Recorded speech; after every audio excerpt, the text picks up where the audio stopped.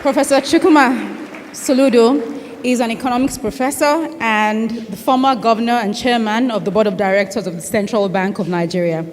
He holds a BSc First Class Honors, MSc, PhD in economics, all from the University of Nigeria, and DSc honoris causa from 3 universities. He has garnered over 4 years postdoctoral training and research experience at some of the world's most prestigious institutions, including the universities of Oxford, Cambridge, and Warwick. He currently serves as chair and member of board of directors of many organizations, including Paragon Mining Group and the South Center Geneva. Professor Soludo has received over 100 awards and honors in Nigeria and across the world for his contributions to the Nigerian and African economy and the transformation of its financial systems, including the 3rd highest national honor, Commander of the Order of the Federal Republic of Nigeria. He was also recently announced as a member of the newly formed Economic Advisory Council of the President of the Federal Republic of Nigeria. Please join me with a warm applause as we welcome Professor Charles Soludo.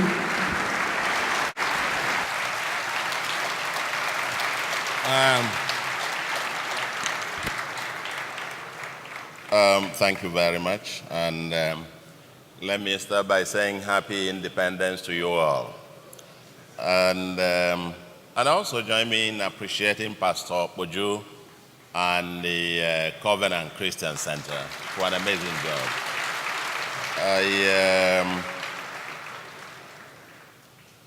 The former governor of my state and my brother, Peter Obi, he stepped out.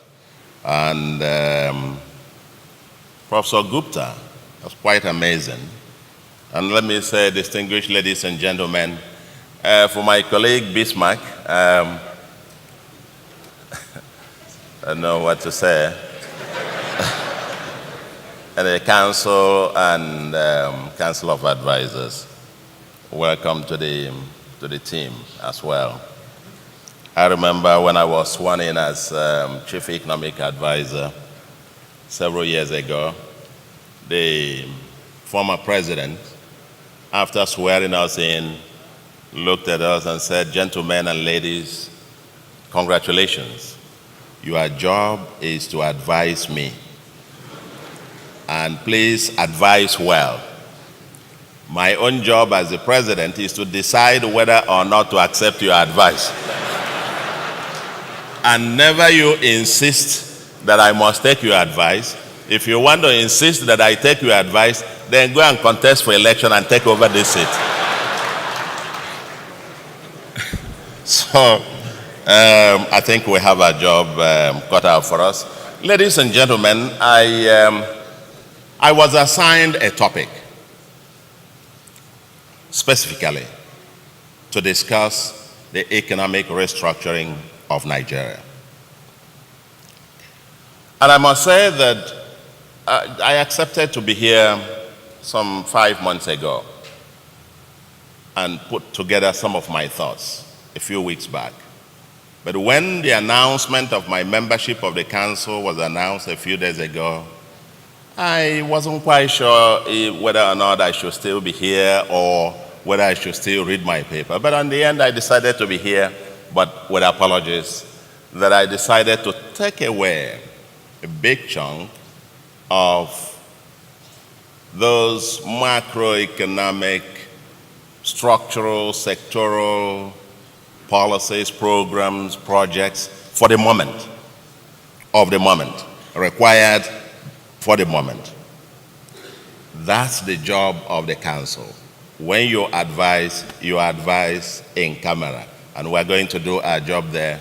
And I decided to remove all the things that I thought would probably be for the council and the government itself to deal with.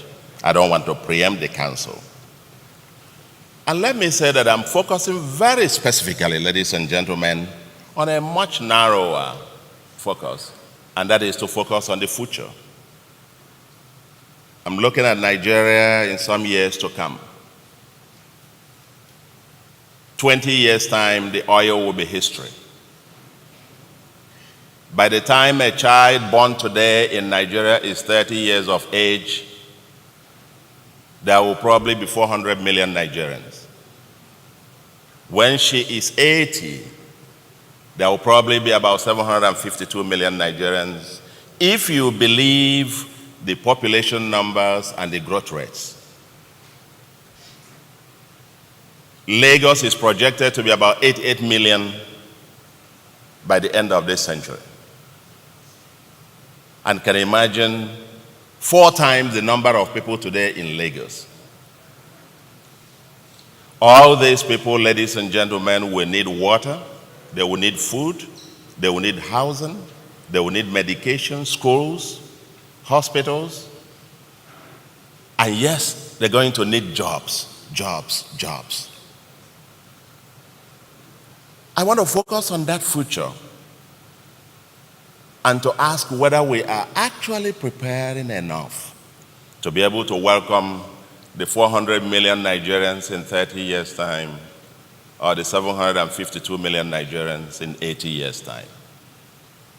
Just think about it for a moment. And so my focus, ladies and gentlemen, is on the kind of institutional arrangements that will help in getting the future economy to stand and to be sustainably so. And so, what I'm going to talk about, because of we are now in this council, and for obvious reasons, I will have to read specifically some of the key points that I have noted here.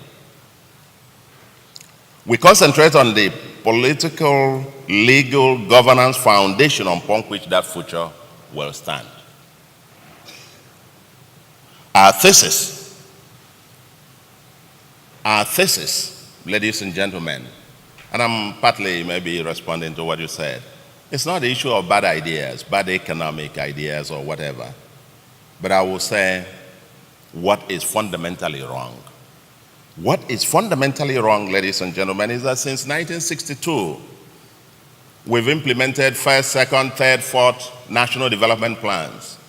We've also had the structural adjustment program. We've had all kinds of plans, all designed to diversify the economy, all designed to restructure the economy away from dependence on oil. But we're still tied to the, if you like, to the life support of the oil sector. It hasn't happened. And now we're still talking about the same thing. Every government in Nigeria has implemented its own version of restructuring, diversification. And I'm going to argue here that if you want to change a persistent economic structure, you have to change the underlying institution. If you want to change a persistent economic structure, change the underlying economic institution.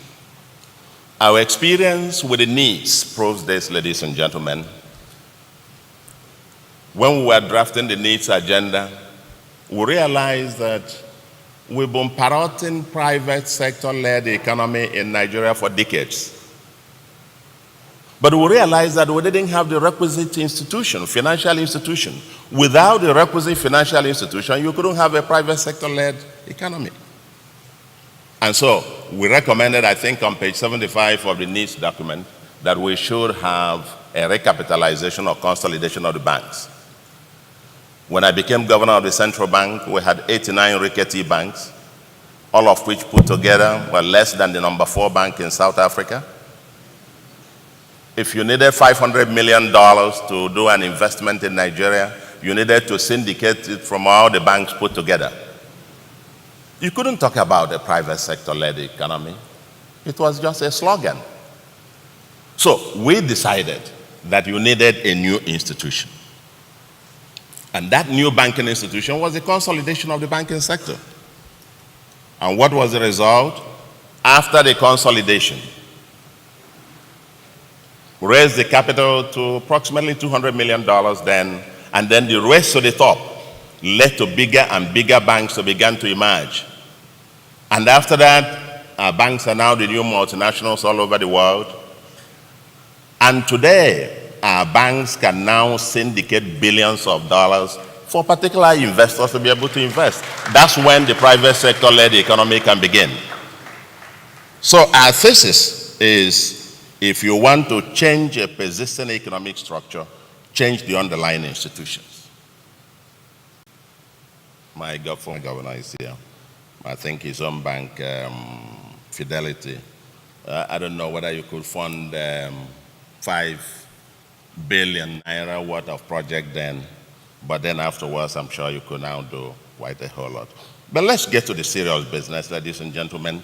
For the national economy, our thesis is that it will be difficult to have a competitive and prosperous post-oil economy of the future with additional hundreds of millions of Nigerians or citizens with a dwindling land space with the same legal institutional foundation designed for consumption of the oil rent.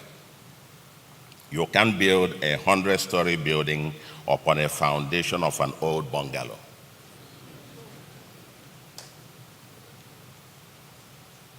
You can't.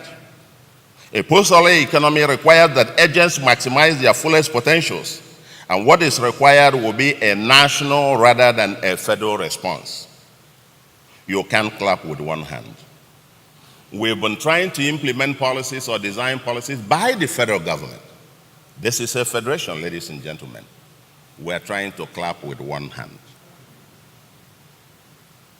What we need, our focus is wealth creation in the future. If that focus is on wealth creation rather than sharing and consumption of oil rents, then, ladies and gentlemen, we need a new national business model. And I was sure that it is both issue of you are designing good ideas, good plans, but without the right or underlying infrastructure to carry those plans forward. It will be the thesis I will leave with you. And I will say, the fundamental argument here, ladies and gentlemen, is that the link between law, constitution, institutions, and judiciary and the economic transformation seems to be the weakest link in our design of national agenda. The National Assembly, the Ministry of Justice, the states and other stakeholders, ladies and gentlemen, in the future we need to get seriously down to work. I'll have a message for the elite, but I think let's ride on. I will say I haven't come here to read the book of Lamentations about Nigeria's economic woes, nor have I come to sing the Song of David.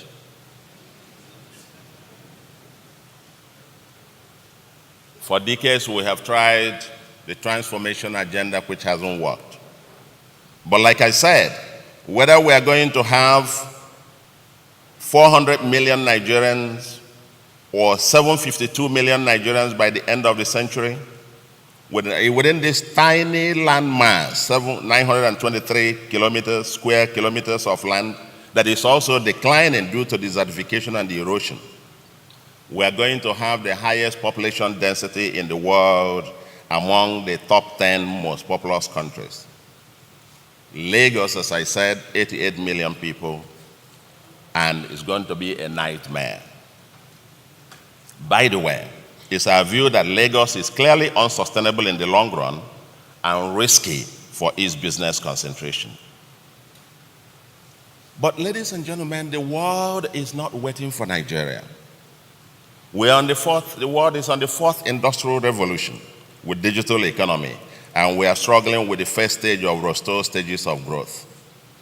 The rest of the world, with artificial intelligence, together with the future technologies such as robotics, synthetic biology, computational science, quantum computing, 3D and 4D printing, Internet of Things, and so on and so forth, self-driving vehicles, all will surely produce totally different social and economic configurations than what we know today.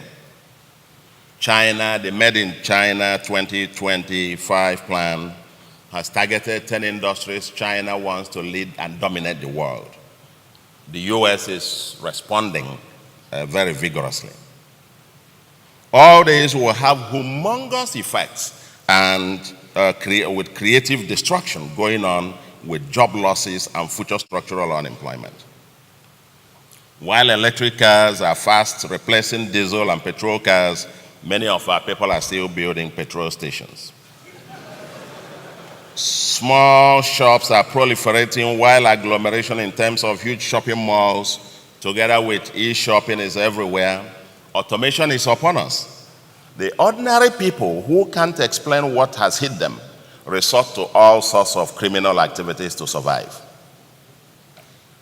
There are all kinds of, if you see the futurologists, people try to see how the world is evolving, the billions of people being added to the population of the world, and everybody concludes that the world will need new systems for food, water, energy, education, health, skills, development, and job creation, and everything, if we are going to be able to feed, clothe, and educate all these billions of people coming around.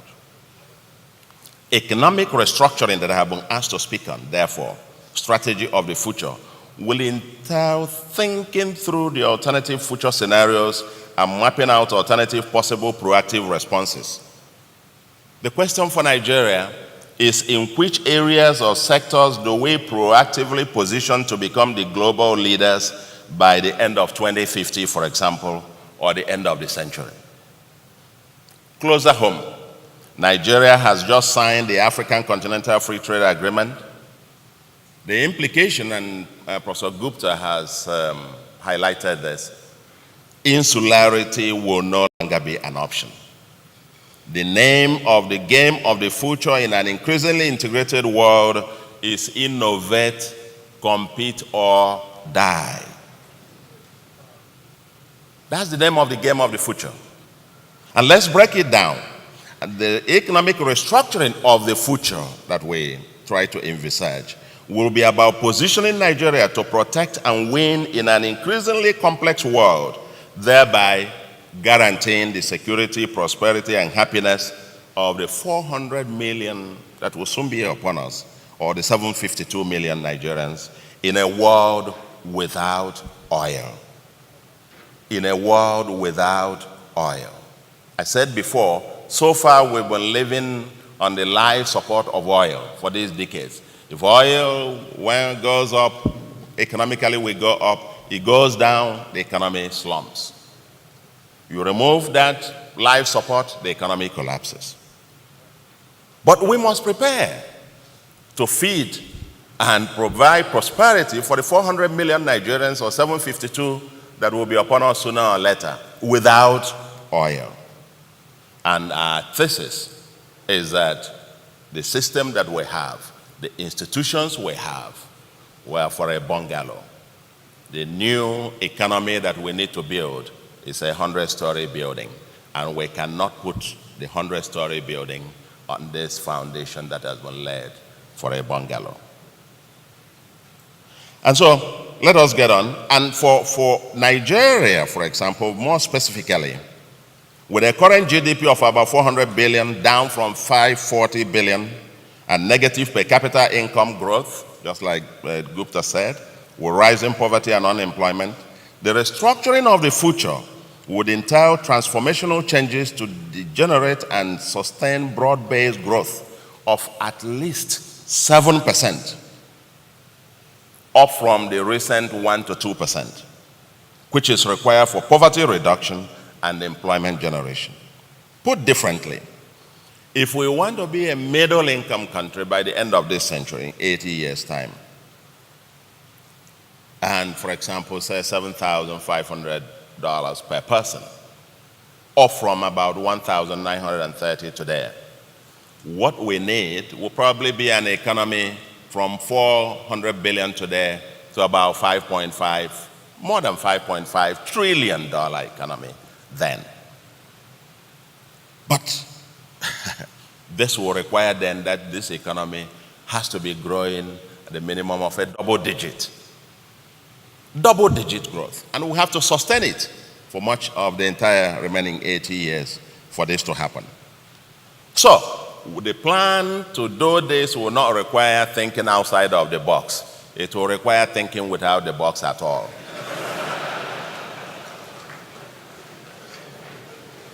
At the macro level, The fundamental challenge currently is that our economy is stuck at a very low speed lane in the context of what you might call the debt cliff with little fiscal space. Why monetary policy is at near its limits, with low savings investment trap, with rising unemployment and poverty.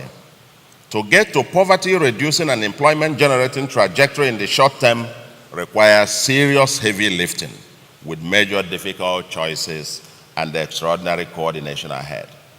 And surely our governments at all levels have their jobs cut out for them, and we don't dwell on this here. In sum, we argue that the alternative future that we see is without oil, and where other exhaustible natural resources play very little role. The future will be driven by people, our youths, and technology. Nigeria's people, youths, remain its potentially greatest asset, potentially renewable resource for productivity, huge market, and even export. Yes, the next bigger than oil export earner for Nigeria will potentially be its human capital. Currently, Nigeria earns almost as much from oil as it earns from remittances from our diaspora.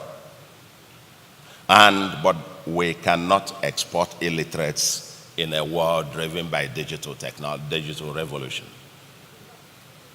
Our greatest resource is human beings of the future without oil, but we're not going to export illiterates. The easiest way to waste the future is to continue to churn out millions of semi-illiterate, largely unemployable citizens, most of whom see criminality as the only route to escape poverty trap or drug as the opium for solace. With an urbanization rate of over 5%, the conflagration that might ensue when hundreds of millions surge to the cities but can't find jobs, housing, water, and food can only be imagined. Soon, I believe, the rich won't be able to sleep because the poor, homeless, and angry are awake.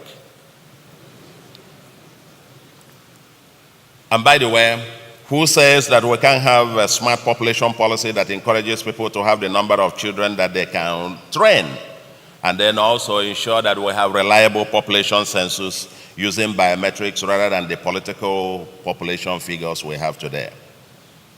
Whatever the case, ladies and gentlemen, the challenge is to how to deliberately optimize the potentials of the huge youthful population to be highly productive at home and competitive or exportable abroad.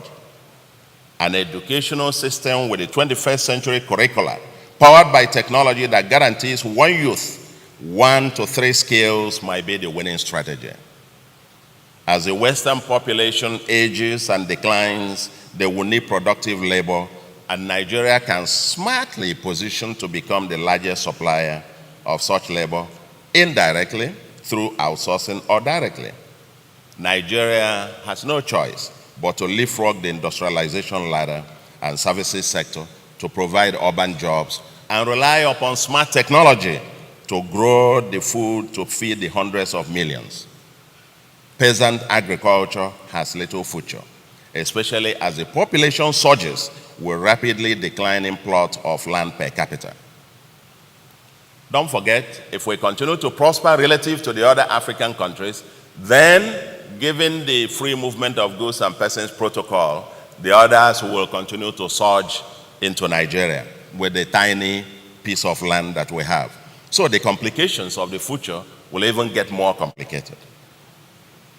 But ladies and gentlemen, the question is, you can design all these plans, have glossy documents, but how is it going to be? How is it going to happen? My question is whether the existing foundation is adequate or appropriate for the dynamics and challenges of the future.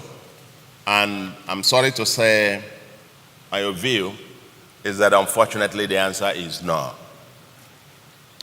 Our Constitution, this is the key point.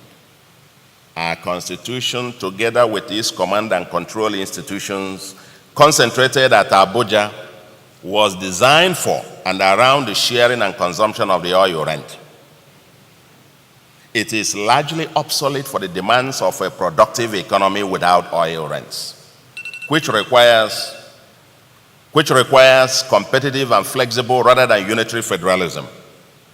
As the oil rent that held the system together is tapering off, its internal contradictions have burst open, requiring a coterie of survival coping mechanisms to keep the system afloat. But the question is, for how long?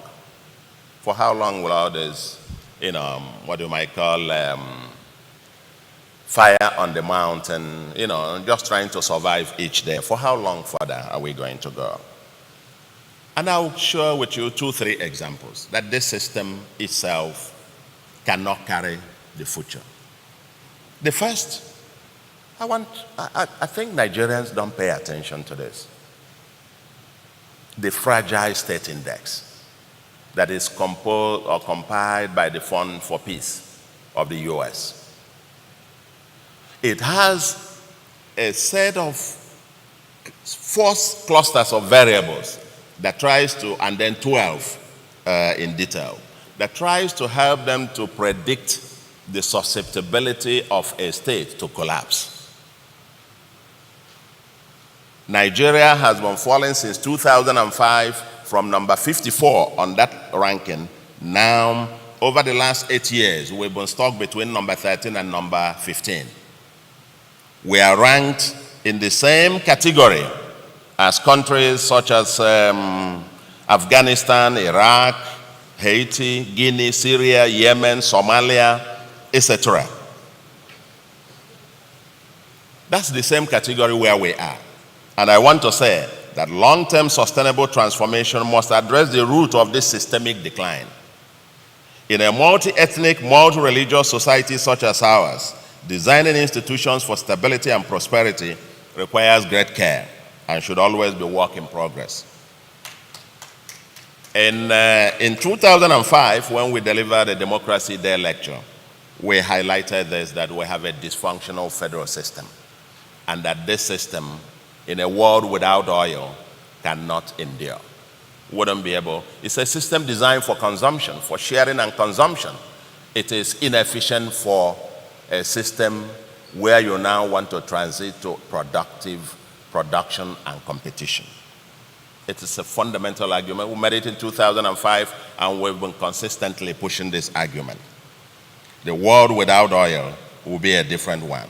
We showed that Section 162 of our Constitution has created a perverse lottery effect, destroyed the incentive system for wealth creation on the part of governments, and foisted an indolent culture of entitlements.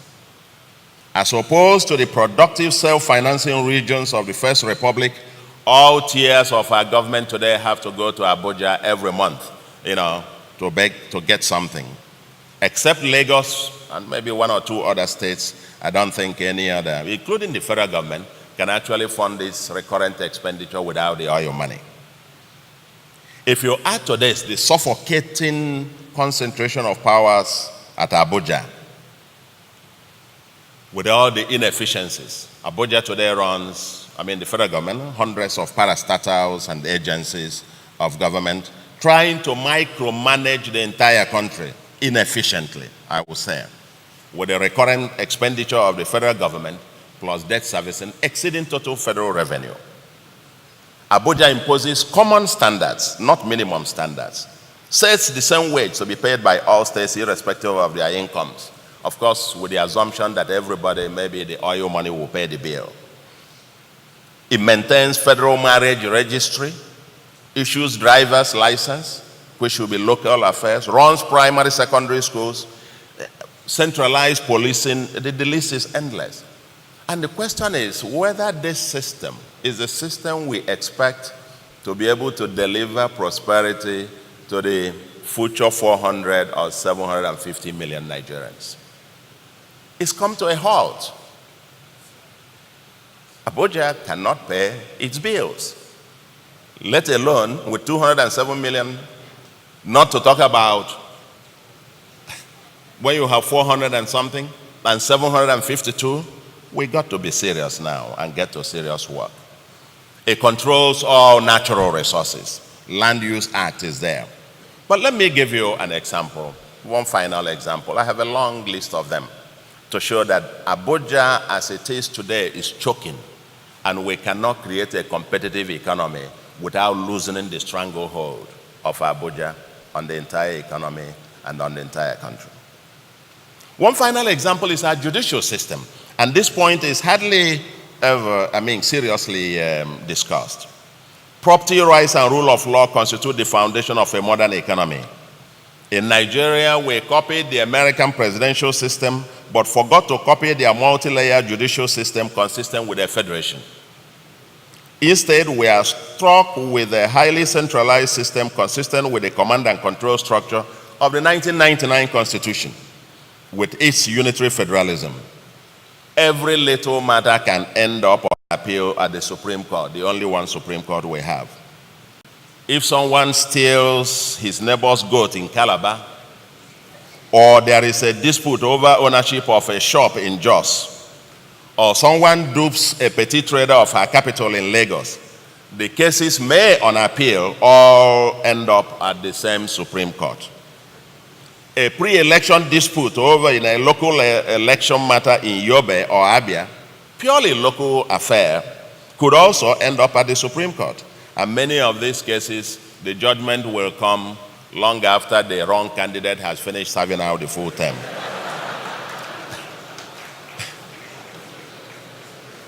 The courts are seriously over-congested.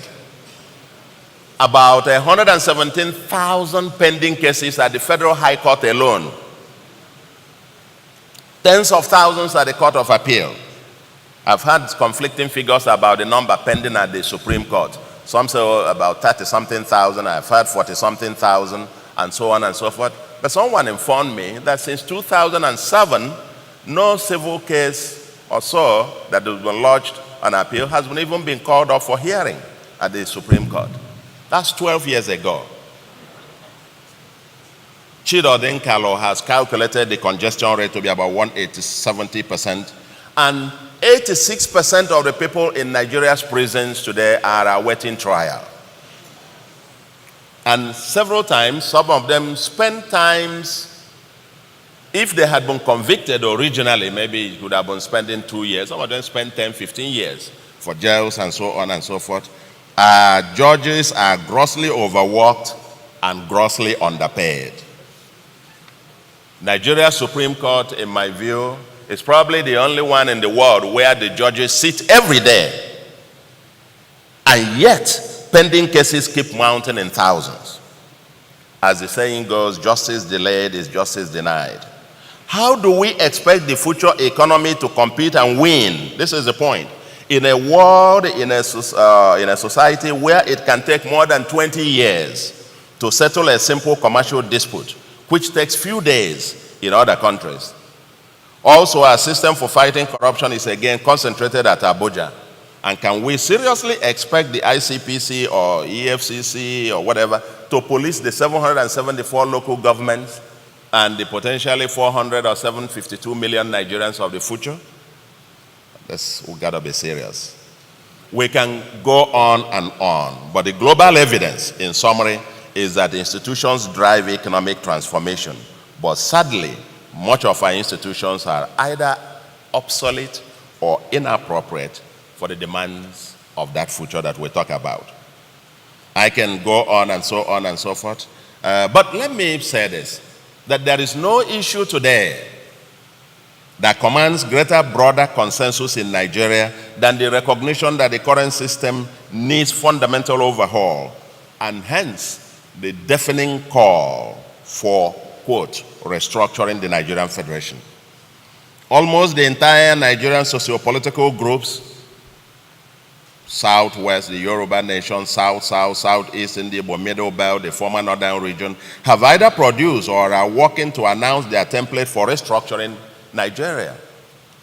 Even some political parties led by the All Progressive Congress have either announced details of their position on restructuring or made through federalism, as in the manifesto of parties like APUGA and so on, the centerpiece of their manifestos for a better Nigeria. More fundamentally, APC has promised a bolder action plan in its 2015 manifesto. And let me quote it. And then we come down to what Bismarck said. It's not to say it, it's to do it. Quote, let me quote their manifesto. It's still on the internet. Quote, as a change agent, APC intend to cleanse our closet to halt the dangerous drift of Nigeria to a failed state with a conscious plan for post-oil economy in Nigeria. To achieve this laudable program, APC government shall restructure the country, devolve power to the units with the best practices of federalism, and eliminate unintended paralysis of the center. End of quote.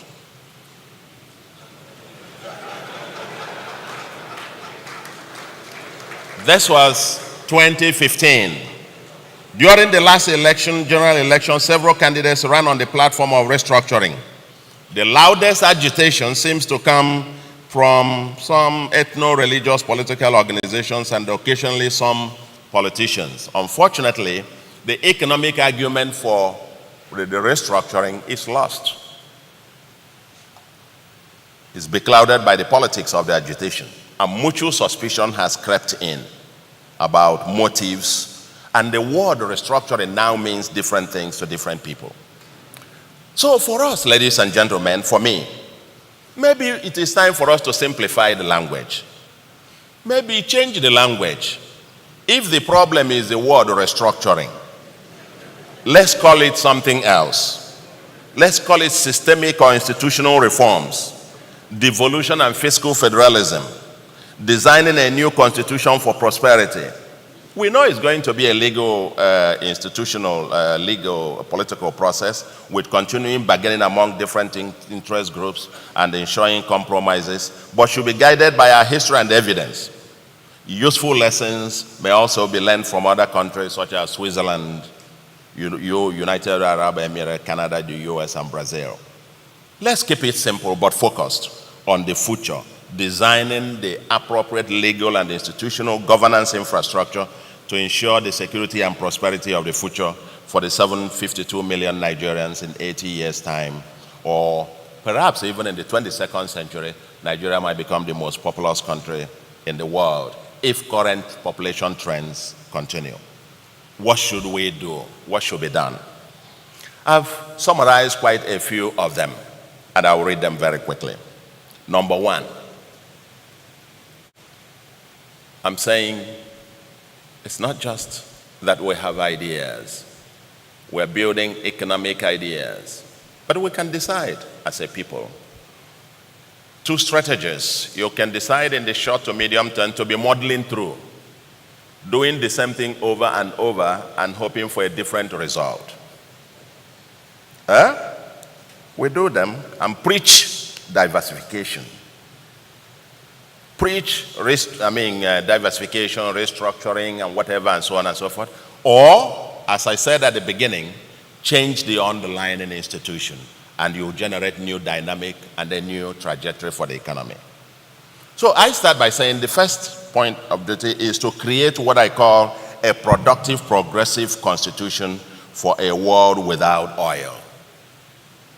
I've labeled out what this would be, but part of the challenges will be for us to address those clusters of variables in the U.S. Fund for Peace Fragile States Index, and which ranked Nigeria under the red alert category. This is very important to become a framework for framing public policy. In 2003-2004, Nigeria was in the list of the non-compliant nations for the Financial Action Task Force. We thought that getting Nigeria out of that deadly list, together with having debt relief, will be critical to re-engineering the economy. We succeeded. It required legislation to be able to do that, and some actions. And finally, we got out of that, and the economy obviously had a breathing space. Obviously, before then, you couldn't even open letters of credit and so on, or confirm letters of credit with the rest of the world. So similarly, exiting the red alert category under the fragile state index is a desideratum. We must do whatever it takes to get Nigeria out of that red alert category. You will wonder why companies are relocating to Ghana. If we have a continental free trade area, of course you can now export anywhere, irrespective of your location. So they are going to, Ghana ranks number 110 and Nigeria ranks number 14. We have quite a long way to go. Number 2, devolution of powers according to the principle of subsidiarity and variable geometry. Away from the current system of unitary federalism with this choking concentration of powers and responsibilities at the inefficient center, thereby giving power back to the people. Unless we assume that oil boom will come back again and endure, devolution is a matter of survival for the federal government itself and the economy. The federal government should loosen its hold on policing, on electricity or power, railways, ports, aviation, business incorporation, vehicle and driver's licenses, taxation powers, regulatory functions, schools, prisons, etc. I can't understand. The federal government is trying to run the entire country from Abuja. And if you want to create prosperity and competition for the 21st century, create a new trajectory for the economy, something different has to happen. You've got to loosen that hold and leave the other subnational governments to be able to take initiative. I think by creating the unitary system, Abuja has sought to keep everybody in check, but in the process ended up holding everybody down. I think Cross River, if they can have ports, the Niger Delta states, for example, could all partner with maybe international investors to develop their ports, and you quickly unleash the logjam here in Lagos, the Apapa, and we're busy discussing how to decongest the ports. Free up the hold, and then these guys, they can bring in international, maybe Chinese or whatever investors, they can develop even better, deeper ports elsewhere. And that's how you are going to create the revenues that they are going to get from there. We'll develop some others, let everybody else keep their own resources. We should have devolution. I think that solid minerals, I will say, will have a new fiscal federalism which alters the incentives faced by the economic agents. We argue here that we should scrap the local government system, should be scrapped from the Constitution. A federation has 2 federating units, not 3. We should just have that. Creating this common thing, everybody going to Abuja, is peculiar to our own federation. And I think it's something not quite right.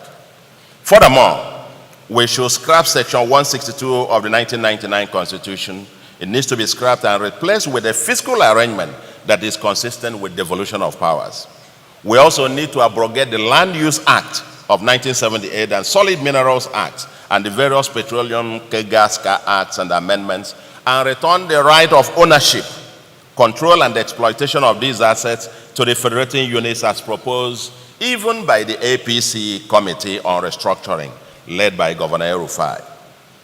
In turn, they should pay appropriate taxes to the federal government. Let Zamfara keep their gold and pay taxes to the government. Let Kaduna keep their solid minerals, Kogi, and so on and so forth, Nasarawa, and all these. I think most states of the federation have got their own solid minerals. We're not going to develop them under the current system with Abuja trying to be the one to run all of them. My state doesn't have much, but in the US, it is this kind of competitive federalism that forced a state like Nevada, with neighbors such as California, rich California, and wandering without natural resources and saying, what do we do? And then necessity is the mother of invention. They decided to think through what they are going to do. And what did they do? They decided, okay, what is it that people don't like anywhere else? You come to Nevada. They don't like gambling elsewhere. Come to Nevada and do gambling.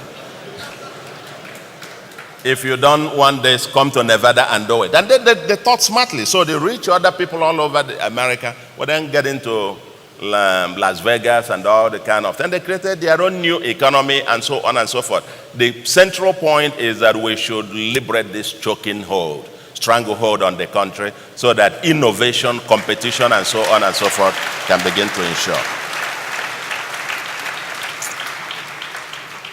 We need the Fiscal Responsibility Act to constrain irresponsible fiscal behavior and provide incentives to create wealth. I have a whole lot of the details here, but we need to. The important thing is that we're not going to create a new competitive economy that prospers for the coming hundreds of millions of Nigerians without liberating the stranglehold of Abuja on the system. Tax powers, for example. If you get to Washington, D.C., people decide, and you have Maryland just in the next bit, people decide whether to shop here or there because the sales tax is different. Once you cross the boundary between Washington, D.C. and Maryland, the sales tax is different. But here we impose one common uniform VAT for everybody, and everybody collects it in Abuja. If I have a company, if there is a company that comes to Nigeria, let me say it's the one, I don't want to give an example with alcohol or something else.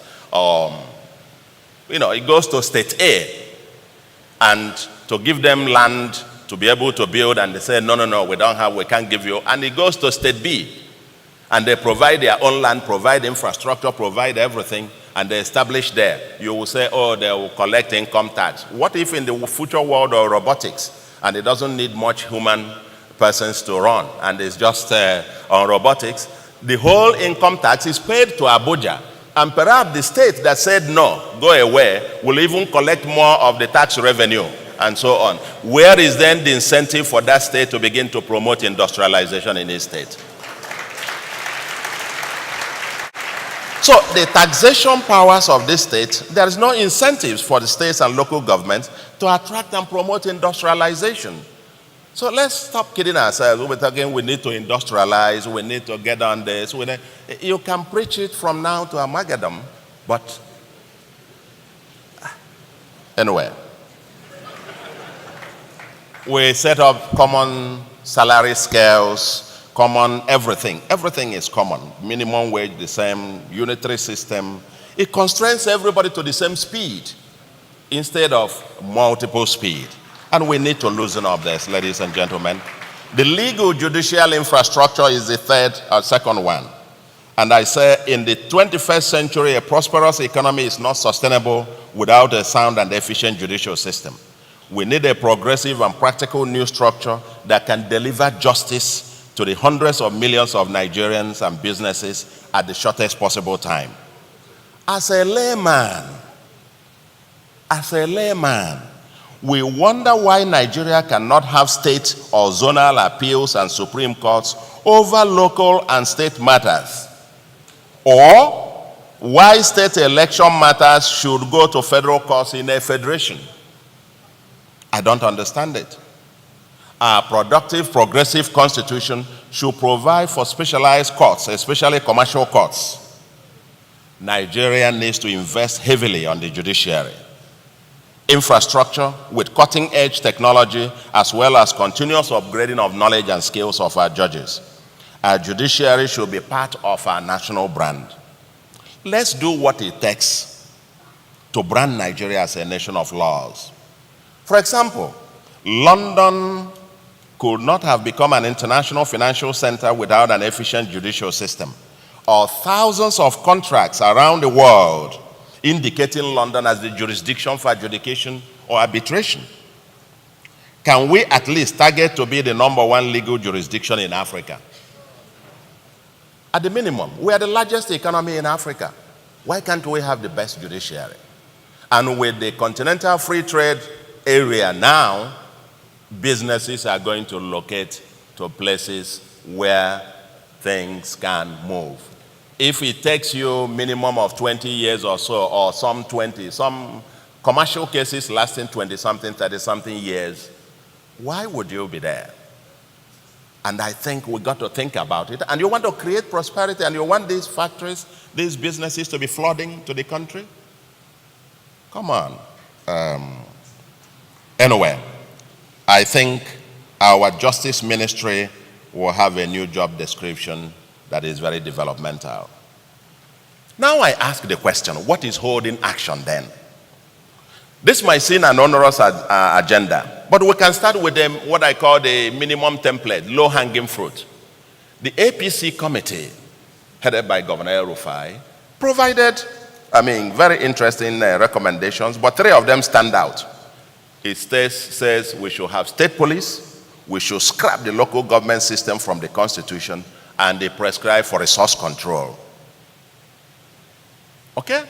It says the APC recommends the abrogating the extant legislations and transferring rights over minerals to the federating units or the states. With the APC committee and manifesto, it is fair for Nigerians to ask, so what's holding action? But I must say, at least the APC, they have it in their manifesto, they have it in their they have now a committee report. I would also ask even the major opposition party, PDP, where is your own report? Where is your own position on that? Aside from what your presidential candidate said during the election. Where is the PDP's own position on this particular kind of issue? So what we suggested is a fundamental plan for Nigeria's future prosperity without oil. The contradictions are many. We have a choice for preemptive, proactive action to orchestrate a new productive rather than sharing consumption structure, or wait until change is forced upon us in a most chaotic manner. A wise man gets the umbrella ready before the rain starts. We are currently at a cul-de-sac and need a fundamental disruptive change to reverse the trend. Our central message is that systemic restructuring is not only progressive politics, but excellent economics. And the third point is to fix our broken politics through ideological and value-oriented mass participation. A secure, prosperous country of the future won't drop from the skies, nor can we legislate politics out of public policy. Every advanced or progressive society we see in the world today is a product of organization struggles and continuous contestations for a more perfect union or society. In a democracy, there's no other route to a better future than the instrumentality of politics. Politics is therefore too serious to be left to only those who call themselves politicians. It is our collective destiny. Unfortunately, ladies and gentlemen, our politics is broken. It is destructive rather than developmental. We define Nigeria's current politics as largely a dining table politics, or you chop, I chop politics, or what an author describes as it is our turn to eat politics. Consequently, political parties are mere platforms to grab power. Same people, same interests, driven by crass opportunism and primitive accumulation. It is largely about what is in it for my pocket and not about how can I contribute to leave the world better than I met it.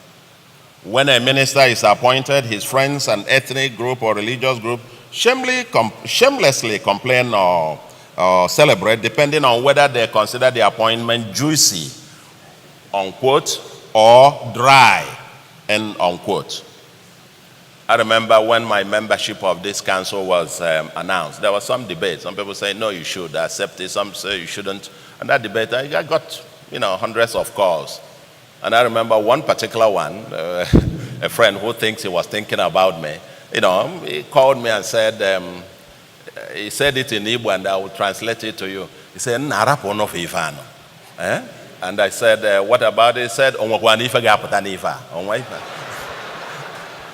They just said, my friend, leave this job for them. And I asked why. He said, but there is no money. It's just a committee work. Yet the same people complain about corruption in government. We have a national crisis of value dressed in hypocrisy. We really have a long way to go to the future of our dream. But then We have a long way to go. For starters, we need to fix our electoral and judicial system, so that only votes count and all votes are counted. This will transfer real power back to the people, free from the stranglehold of an opportunistic elite. With power in the hands of the people and with the institutional reforms proposed above, which require leaders with capacity for wealth creation, then ideas-based cake-baking politics can begin to emerge. The current politics is woven around the sharing and consumption of the oil rent, and you don't need any productive skills to be a person of ideas to be able to, quote, share the money. But the oil money is fast running out. Total income from oil is barely $100 per person, not even enough to give our children 21st century education, primary and secondary education. The federal government budget for 2019 on per capita is barely $120. And this is to fund debt servicing, 22%, pay salaries, run huge bureaucracy, schools, hospitals, and everything. The obscene cost of governance and stealing at all levels of government is known. This is within the context that some millions of children are out of school, over 30% of our population are food poor, millions without medication, water, housing, jobs, while a few politicians display obscene lifestyle. In the US, I don't know how many of you read it, about the governor of Maine, the state of Maine. The state of Maine has a per capita income of more than $47,000. For context, Nigeria is about 1,930. For comparison, this governor's salary is $70,000 per annum, the lowest in the US. The family of they were himself and the wife, they were trying to save money to buy a RAV4 car for the wife. And the wife had to take up a job in a restaurant to augment their income. As governor of the state of Maine, with per capita income of over $47,000. In Nigeria, even for states with per capita income of probably less than $500, you can complete the rest of the story by yourself. I think, in my view, sooner or later something will give. And totally different politics need to emerge to secure the future. I think for those of us who are out there, ideas-based and ideologically driven politics is the politics for the future. Forget about the names of these parties. Democratic, progressive, liberal. There are no discernible differences except the membership.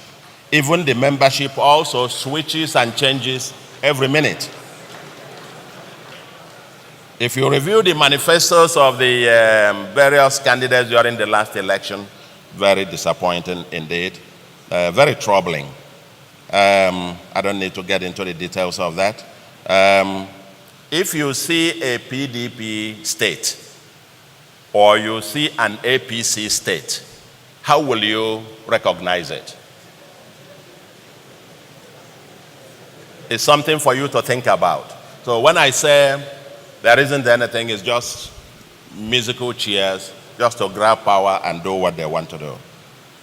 Beyond sloganeering, we have serious work to do.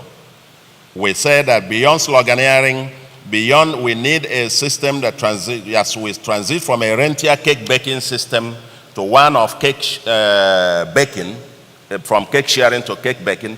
Citizens of conscience, regardless of ethnicity and religion, must realign along ideological lines to offer Nigerians real alternatives regarding the pathways to their future. Mass participation, founded on patriotism, passion, and values of hard work and integrity, should drive the politics of the future. Those who have something to offer for a better future, especially our youths, must stand up to be counted or stop complaining. The perverse value system of some of our youths, summarized by the phrase, "get rich young or die trying," is not part of the future that we're talking about. We must be the change that we want to see. Only a vigilant and active citizenry that holds public officers to account will secure the kind of future that we are envisaging. And we must now conclude. Our summary message is that an alternative, even better future for Nigeria, for what I call the next Nigeria, for the 400 or 752 million Nigerians, is possible. It is a future without oil, but powered by our greatest asset, human capital plus technology, and which guarantees security, prosperity, and happiness. But transition to that future requires a new foundation, as it is impossible to build a 100-story building upon the foundation of a bungalow, of an old bungalow. Elements of this foundation, in summary, include what I call the productive, progressive constitution that creates a competitive federation, devolution of power that unbundles our Abuja and loosens its choking stranglehold on the economy, a fiscal federalism that promotes competition, innovation, and hard work, a new judicial structure and performance that brands Nigeria as a country of laws with the best judiciary in Africa, and a new developmental politics with the citizens' power. Of course, Nigeria has got a long list of problems, but adversity comes with opportunities. With a will to overcome the problems should not stop us, nor should a few thousands of miscreants, let's even say a few millions, let's even say that all the miscreants, all these criminals, give them 1 million, 2 million, 3, 5, let's even be 10 out of about 207, 210 million people. The kidnappers, terrorists, internet scammers, bandits, drug barons, robbers, treasury looters, let them not be the ones that define us. As we build the foundation for the next Nigeria, we must seize the narrative and sing a new song to rebrand Nigeria. As we bemoan the rising poverty and unemployment, we still remind ourselves that ours is still the largest economy in Africa, and Nigeria as home to the most populous black nation on earth. When I hear about the 77 FBI list, I remember that Nigerians constitute the most educated and highest earning immigrant community in the US. When I hear about the drug barons, I remember that our labor market has the largest business incubator in the world. When the news about kidnappers, bandits, and terrorists are done the headlines, I remember the over 200 million law-abiding and hard-working citizens. When I hear about the Afrophobia and the stereotyping of Nigerians in South Africa, I recall that the richest black man and woman, Dangote and Mrs. Alakija, are Nigerians, or that Tony Elumelu Foundation is empowering thousands of young African entrepreneurs, or Allen Onyema APs recently took over the job of a government by transporting hundreds of Nigerians from South Africa free of charge. Or that the Glow Communications is owned by our own Mike Adenuga, or that the former Secretary General of the Commonwealth, Chief Emeka Anyok, is a Nigerian.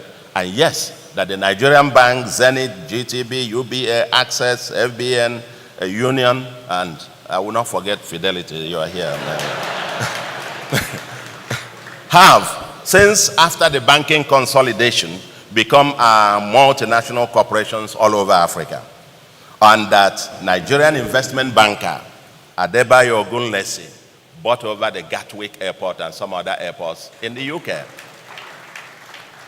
When someone remarked that Obi-Wan, the famed Forbes kid, alleged scammer, is from Nnewi, I quickly reminded him that Ibeto, Innocent Motors, Chikas, and Koscharis, Emeka Ofo, also from Nnewi.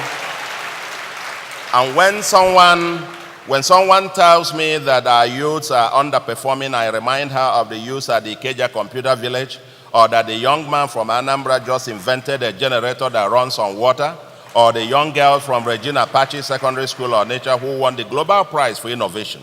And don't forget that the patent for the world's fastest computer belongs to Philip Emeagwali, and that Jelani Aliyu from Sokoto designed the Chevrolet Volt car. Or when someone tells me that Nigerians can't write, I mention a Nobel laureate Wole Soyinka, Chinua Achebe, and yes, the new kid on the block. I know my daughter is here, Chef Ademi around, she's a fan of Chimamanda Adichie.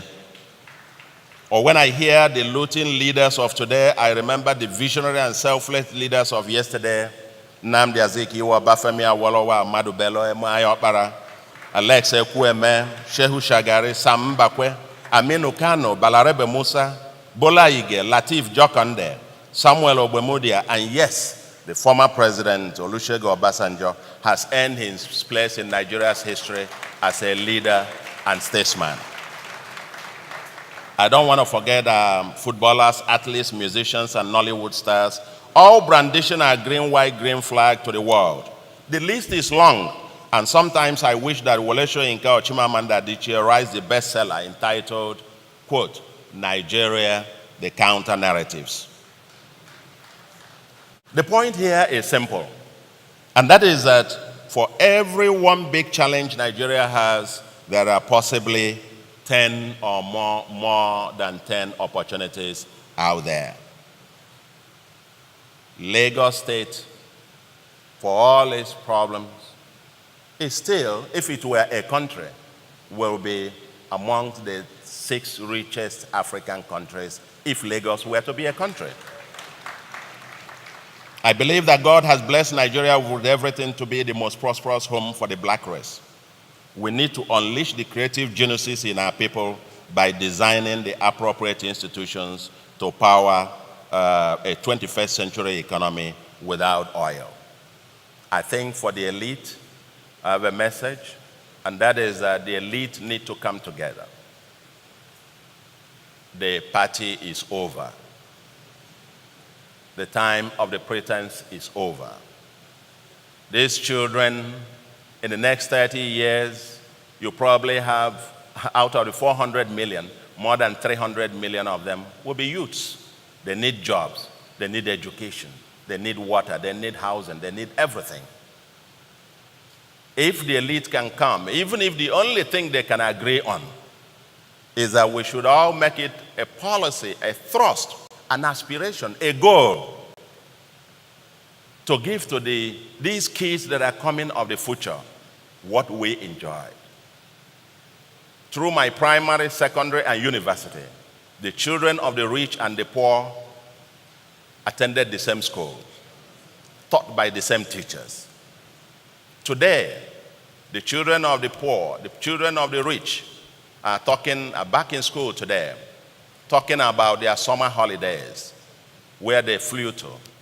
The children of the poorest of the poor, especially the bottom 50%, the bottom 25% of our people, over 10 million of them even without school, without any access to education.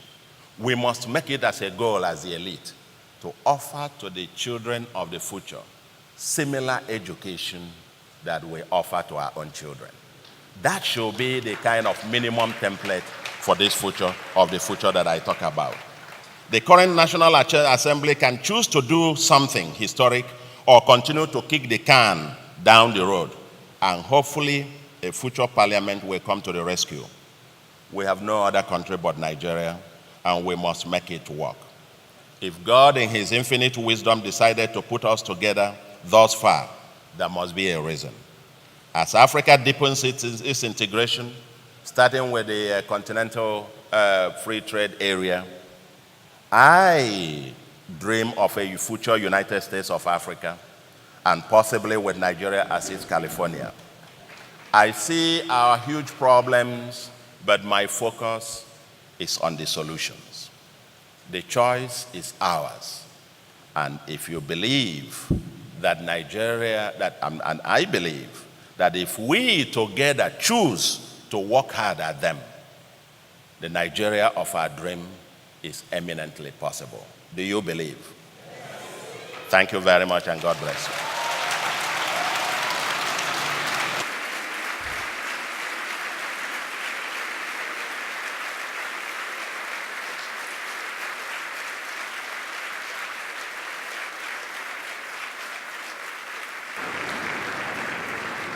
You may be seated, please.